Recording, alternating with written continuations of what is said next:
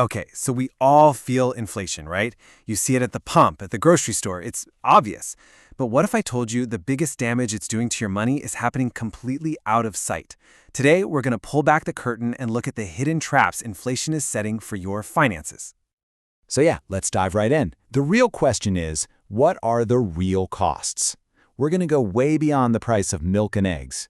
We're talking about the sneaky, subtle ways that rising prices can totally sabotage your financial life, hitting everything from your mortgage to, believe it or not, your tax bill. It's not just about paying more for stuff. It's about these hidden financial traps that are set up to systematically, almost silently, drain your wealth. Think of what we're doing here as getting a map of a minefield. Once you know where the traps are, you can actually start to navigate around them. So let's get into it. All right, let's start with the one we all know and, well, don't love. It's the most obvious pain point. The squeeze on your paycheck. That feeling that your money just doesn't stretch as far as it did last year? Yeah, that. It all comes down to a little something called purchasing power. So what is purchasing power? It's pretty simple, really. It's just how much stuff, goods, services, whatever, $1 can actually buy you. And when inflation kicks in, it's like a slow leak in your wallet. The number on your paycheck might stay the same, but the power of each of those dollars is constantly shrinking. And here's the crucial part. This leak doesn't hit everyone the same way. And this is what I mean. Just look at how this plays out. For a middle-class family, something like 75% of their income is eaten up by the essentials: housing, food, gas. So when inflation hits at, say, 8%, it's a gut punch to the vast majority of their budget. It just demolishes their discretionary income, the money for savings, for fun, for anything extra. But for a wealthy family, they spend a way smaller slice of their pie on necessities. So that same 8% inflation, it's an annoyance, maybe. It's not a financial crisis. And this really gets to the heart of the problem. Wealthier folks tend to own assets, things like stocks, real estate. Those things can actually grow with inflation, acting like a shield. But for most of us in the middle class, our main financial engine is our salary. And that engine, well, it almost never gets a big enough tune-up to keep pace with the rising cost of, well, everything. Okay, so that covers the daily grind, the squeeze on your spending money. But this next trap, this one is a biggie. It affects the single largest purchase most of us will ever make in our entire lives, and it can throw up a huge, almost invisible wall on the path to owning a home. Now, before we get to the trap itself, we have to wrap our heads around something kind of counterintuitive from some economic research. Take a look at the chart on the right. This shows real wage growth. That's your actual purchasing power for young people. And what's wild is that it was pretty much the same in the high inflation 70s as it was in the low inflation 2000s. So in terms of what you could buy, things were similar. But now look left. That's nominal wage growth, the actual dollar amounts on your paycheck. In the high inflation times, paychecks got bigger, way faster, because they were just trying to keep up. So what does that have to do with buying a house? Everything. A standard 30-year mortgage clashes violently with this reality. This chart shows what researchers call the mortgage tilt. See that flat red line? That's a low inflation world. Your real mortgage payments are nice and stable. Now look at that steep, dotted blue line. That's high inflation. Your payments are front-loaded. They start out brutally high compared to your income, and then, yeah, they get easier over time. But who cares if they get easier in 15 years? That initial hurdle is so high, it makes it incredibly difficult for younger buyers to even get approved for a loan. And the researchers who studied this summed it up perfectly. That tilt basically tightens the financial handcuffs on young people. It's a huge, hidden barrier that inflation puts right in the middle of the path to home ownership, effectively locking a whole generation out of the market. It's a classic trap. All right, moving on from the bank, let's talk about another hidden drain on your money. This one comes directly from the government. And the crazy thing is, it functions exactly like a tax increase, except nobody ever voted on it. The trap has a name, and it's called bracket creep. It's a sneaky one. You know how our tax system works, right? The more money you make, the higher your tax rate. But here's the catch.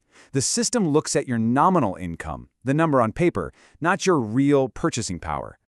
So let me walk you through how this plays out. Step 1. Inflation is high, so your boss does the right thing and gives you a raise to help you keep up. You feel pretty good, right? Well, step 2. That new higher salary, even though it doesn't buy you any more than before, is just enough to nudge you into the next tax bracket. And boom, step 3. You're now forking over a bigger percentage of your income in taxes, even though you're not actually any richer. It's an invisible tax hike, plain and simple. And just so you know, we're not talking about pocket change here. Check this out. Research out of Germany's central bank figured that bracket creep was going to cost German taxpayers about 13.5 billion euros in just 1 year.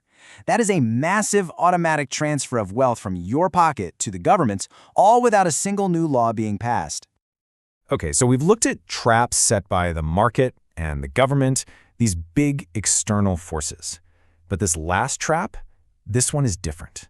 This one we set for ourselves. It's a prison of our own making. And the crazy part is, the stress of inflation can actually make us more likely to walk right into it. This whole thing is powered by a psychological quirk called the hedonic treadmill. You know the feeling. You get a raise, you buy a new phone, a new car, whatever, and for a little while, it feels great. You're happy. But then, pretty quickly, that new exciting thing just becomes normal. The new car smell fades, and your happiness level just goes right back to where it started. You're just walking in place.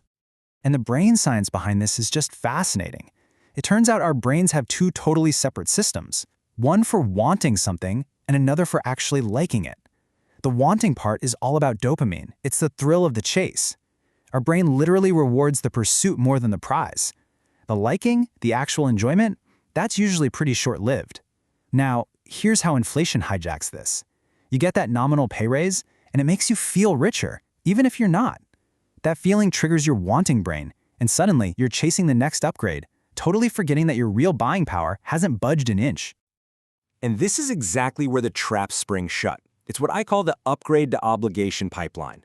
We take on a bigger mortgage for a bigger house, a more expensive car lease, pricier schools, the big three, and bam, we're locked into higher fixed costs for years. Or it happens more subtly through fixed cost creep.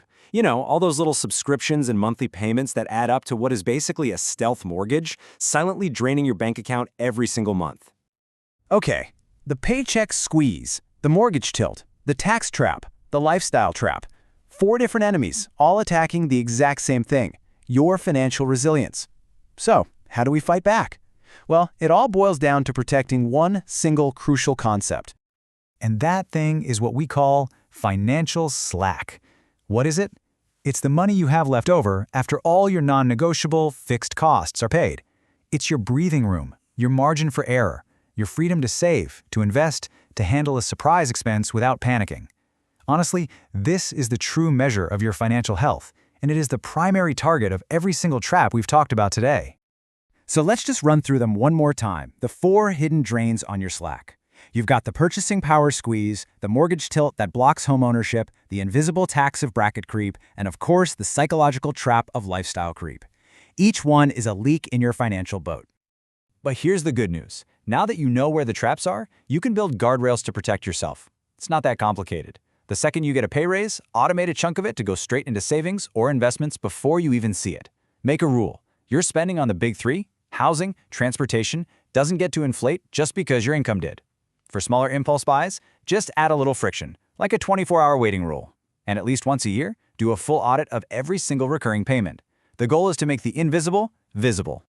Look, none of us can control inflation. That's out of our hands. But being a victim of its hidden traps, that is a choice. Now you can see them clearly. So the only question left is, what are you going to do to protect your slack?